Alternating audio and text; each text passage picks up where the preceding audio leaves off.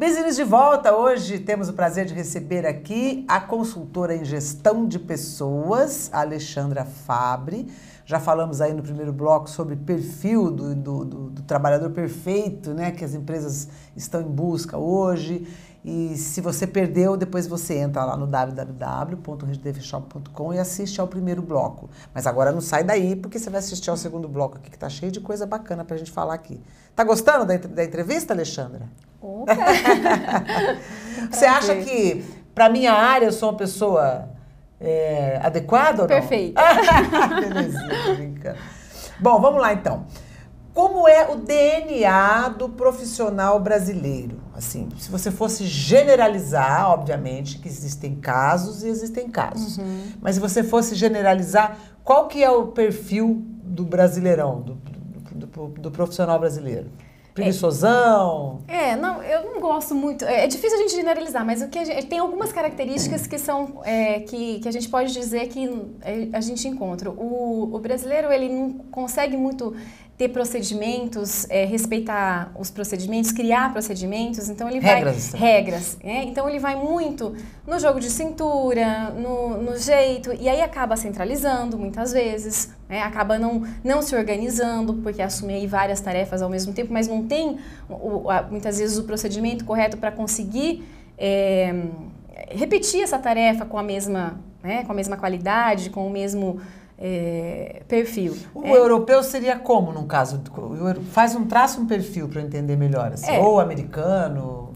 O que a gente percebe nas empresas, né, lá fora, existem mais procedimentos, existem mais regras, então nós vamos lavar essa toalha, procedimento. Então, não existe criar as regras, os procedimentos e cumprir isso daí é muito mais fácil quando está tudo... Você pode... Quando os processos estão andando, é muito mais fácil para eu capacitar, é muito mais fácil para eu treinar.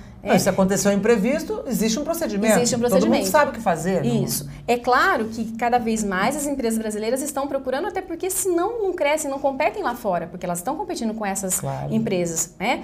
E então, o que acontece? Mas do brasileiro ter mais esse gingado, esse perfil de eu vou dando um jeito, né? Só que chega, o mercado é global, a competitividade é global e ou eu me encaixo, né, em padrões de qualidade, em padrões de produção, uma série de coisas, ou eu não vou competir lá fora. Então, o brasileiro é meio em cima do muro, assim, não gosta muito de entrar em confronto, aquela coisa, ele gosta de dar o jeitinho brasileiro. Aquela lei, a famosa lei do Gerson, né? Levar vantagem em tudo, dar um jeitinho aqui. Esse perfil, você acha que é uma coisa muito marcante no trabalhador brasileiro? Eu acho que... Não estou aqui falando mal, tá, gente? Eu também sou trabalhadora brasileira, estou me incluindo aí, tá bom? Qualquer coisa. Não é bullying, não estou fazendo bullying aqui. O que eu acredito é assim, que a gente tem aquela questão de evitar o conflito, né? E muitas vezes o conflito ele precisa surgir. O conflito nem sempre ele é negativo, é do conflito que você proporciona muitas vezes uma melhoria no processo de trabalho, nas condições de trabalho, uma série de coisas. O problema é que evitar de forma a colocar aquele panos quentes e não tratar, você só está aumentando um problema que lá na frente vai estourar. E a gente tende a fugir desses conflitos e não tratar esse conflito de uma forma assertiva. Olha, isso não tá bacana, isso não tá legal, né? Eu vou até aqui, você vai até ali. A gente não enfrenta de forma assertiva, coloca aquelas questões. A gente vai deixando até que o negócio estoure e você vai ter que administrar o incêndio. Isso é comum, né? Não vou dizer que eu não gosto de generalizações, mas é comum acontecer. Eu não trato da formiguinha, depois ela vira um elefante. Entendi. Você sabe que você está me lembrando uma coisa? Que eu entrevistei uma psicóloga uma vez e ela me falou me colocou exatamente essa situação em relação a uma família. Pais que quando os filhos começam a discutir, manda todo mundo ficar quieto. Não quero discussão aqui em casa. Vocês não podem brigar, vocês não podem discutir. Tem que deixar discutir sim, obviamente que você não vai deixar as pessoas se agredirem. Sim. Mas tem que ficar olhando e ver quais são as argumentações. A pessoa aprende a argumentar discutindo. Isso. E não mandando todo mundo ficar quieto. Quer dizer, você nunca discutiu, você nunca discute, você nunca troca ideia, você nunca briga por uma ideia sua. Você vai virar um bananão, na verdade, não é? Exatamente. E, na verdade, assim, o que nós precisamos é ensinar as pessoas a colocarem seu ponto de vista respeitando o outro. De maneira mais calma. De maneira calma. Eu sempre brinco, né? Normalmente as pessoas têm razão ao colocar dentro de um conflito, o problema é a forma como elas colocam, certo. Aí elas perdem a razão. A gente tem que saber se expressar. Então, aquele negócio, eu não vou falar para não magoar, eu não vou fazer isso. Não, você tem que falar, desde que você fale, respeitando o ponto de vista do outro e ocasione no outro um crescimento de, olha, é assim que eu estou me sentindo, o que eu posso fazer o que nós podemos fazer para que essa situação seja revertida. Isso é importante, isso é crescimento. Não é questionar, não é que você vai ocasionar o conflito com isso, muito pelo contrário, você vai ocasionar um crescimento para todo mundo. Desde que as pessoas entendam, né? Entendam isso. Exatamente, essa linha de raciocínio. Saibam se colocar. Agora, uma coisa dificílima, né? A gente tem filho aí, sabe como é que é. A questão do jovem no mercado de trabalho, primeiro emprego, o comportamento dos jovens hoje, a gente sabe que é diferente do jovem da década de 70, da década de 60, é diferente. Porque eu tinha um comportamento, meu filho hoje tem outro. Entendeu? E foi educado mais ou menos dentro dos mesmos moldes que minha mãe me educou. Sem xingar, sem gritar, entendeu? Sem essa coisa de bater. Como que é para o jovem hoje, acorda segunda-feira, tem que trabalhar. Como é que é? E como é que as empresas enxergam isso? Nós estamos vivendo um momento assim complicado, né, de transição que a gente, o tempo, as ações, a gente tende a se adequar, mas até então não está sendo fácil para o choque, o conflito entre gerações como nunca foi. Mas o que acontece no mercado de trabalho? O jovem hoje, ele começa mais tardiamente no mercado de trabalho. Diferente da minha geração, que com 13, 14 anos você tinha o primeiro emprego, nem que fosse na esquina, na sorveteria da esquina, né? Eu brinco. Você tinha aquele primeiro emprego e mesmo com 13, 14 anos era esperado que você não tivesse aquela maturidade, né? Então você podia errar e você fazia mais para aprender a trabalhar, né? Muitas vezes. O jovem hoje, ele começa um pouco mais tardio, ele vai estudar, né? Primeiro, ele vai se formar, e quando ele entra no mercado de trabalho, né?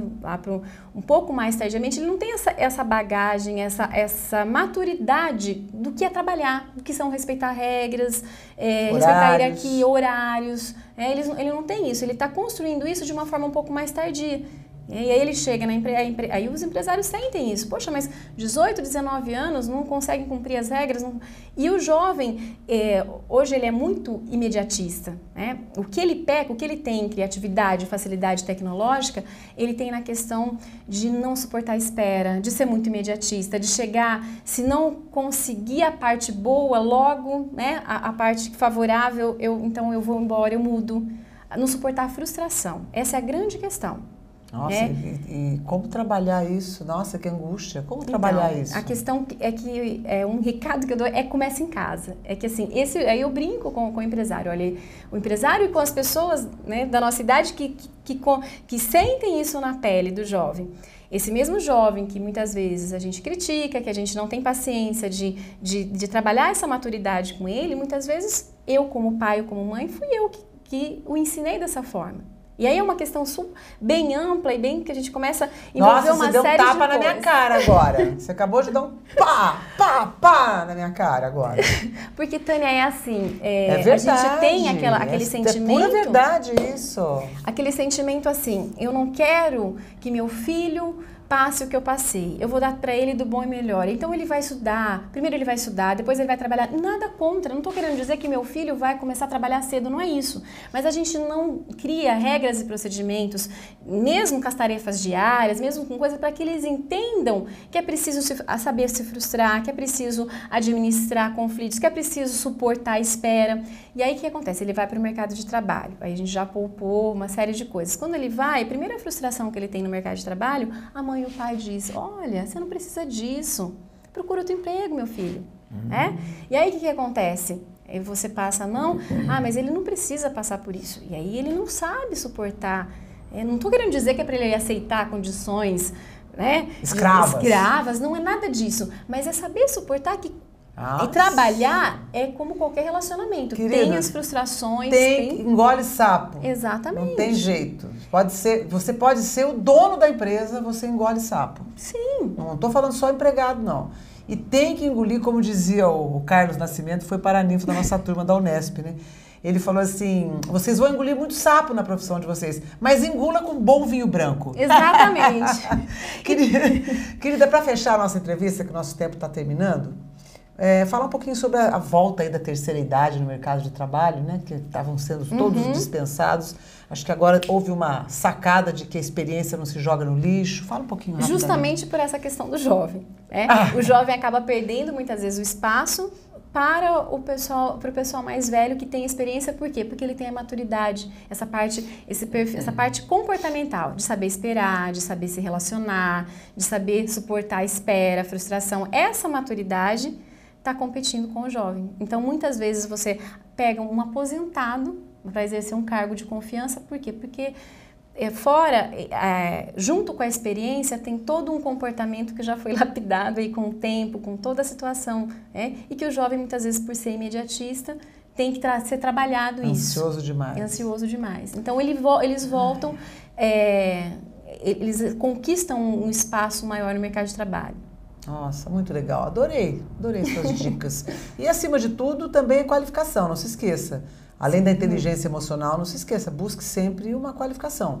A gente sabe, a gente já entrevistou inclusive aqui o dirigente do CERT, né, que é a Secretaria de Emprego e do Trabalho, o meu querido Ciro, e ele fala para mim que você vê toda semana tem vagas do PAT.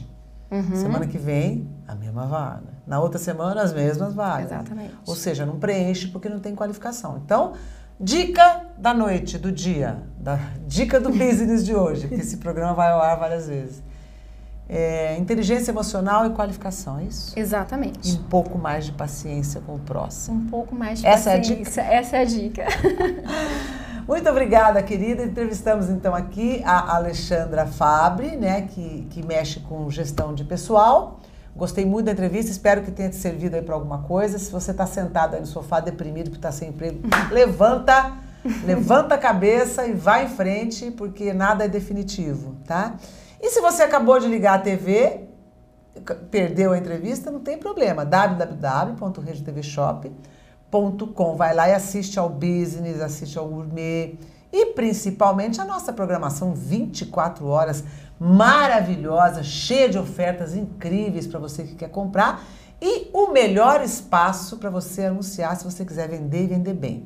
As melhores promoções estão aqui na Rede TV Shop. Muito obrigada pela sua audiência, muito obrigada pela sua presença aqui, minha querida. Obrigada pelo convite, foi um prazer. E até mais. Até Tchau. mais.